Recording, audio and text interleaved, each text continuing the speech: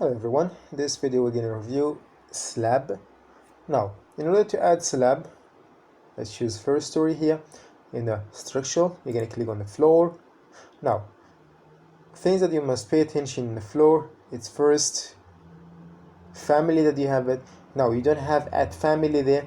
So within the list, you will choose something that appropriate for the part that you have it. Now, since we're working with the structural, I'm not going to go for the one that has layers of mortar, ceiling, or brick, whatever it is.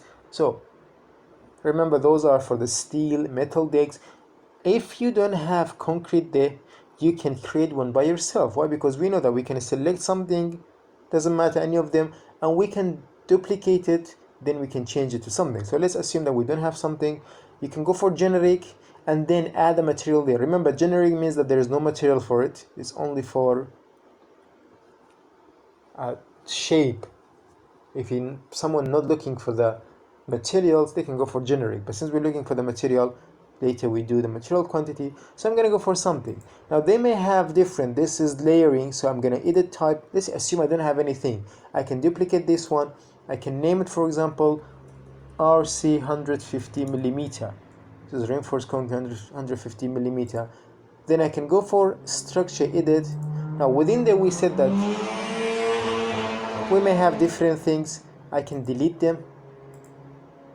The only thing I need is in between the core boundary. So above, the layer above, I don't need the layer below, I don't want them. So the one in between, I need it. The material, I'll change this one to concrete, and I made something by myself, concrete, and I'll give the dimension to be 15 centimeter there.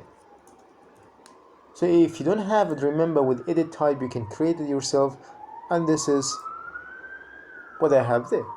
Floor RC 150 millimeter. Then first thing, select that one. Now we said that for the store, for the slab, when you're adding them, there is something that you must pay attention, the offset from level. Now when you add beam, the beams will be starting from the level downward. Same way when you're adding floor as well, the first story will be the top of the floor. The top of the floor, remember this one. If you add the levels, remember this is depend on the levels that you add them. If the levels that you have them, they are not the top of the floor, then you must add offset there. Now the offset basically will be the thickness of the slab. So if I add, show it you, 15 centimeter here, then this is the stories there. I think this is this one. Then you have to draw the slab. Drawing slab, you can use any of the drawing. You can pick walls or supports. You can pick line. Support basically means the slab. I can select this slab, the beams. I can select the 4 beams, and that will be the slab will come over those. Now, however, you must pay attention when you're selecting things.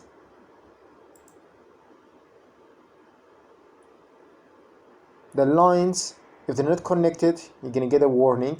So I'm going to quit sketching here. Why? Because the center of each of them, they might not be connected.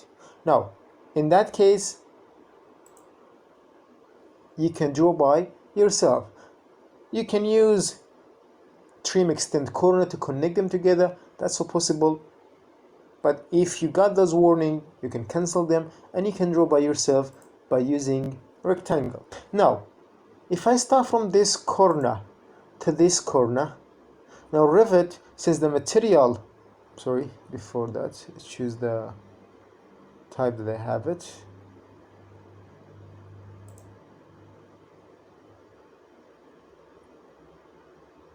I believe it's, let's say this is concrete 225. I believe I'm gonna duplicate this one.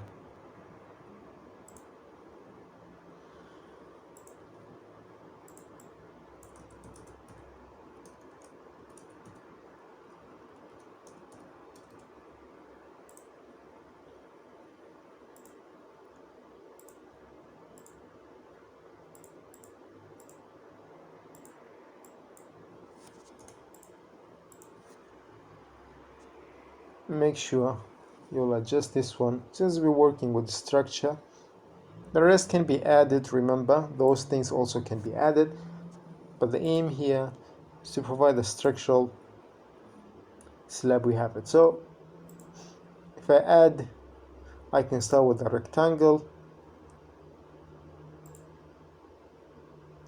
Now the offset here, I'm gonna give offset 15.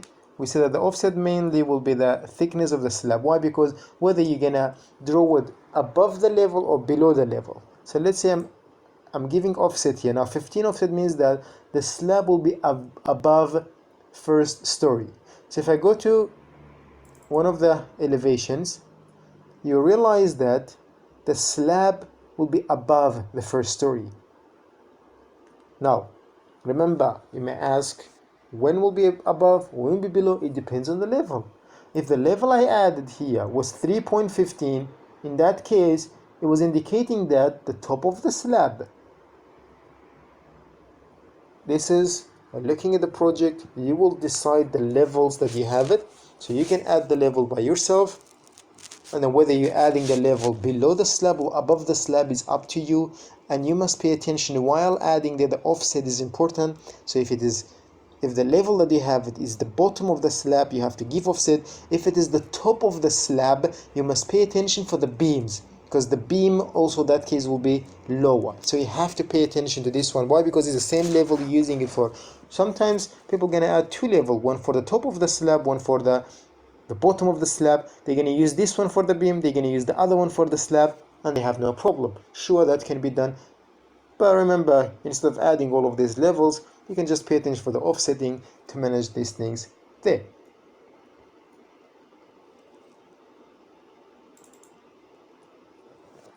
Now,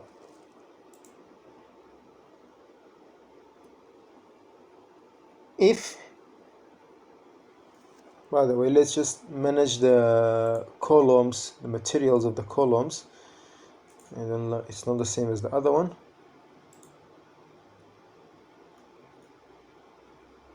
Sorry. Select all the columns, we have it.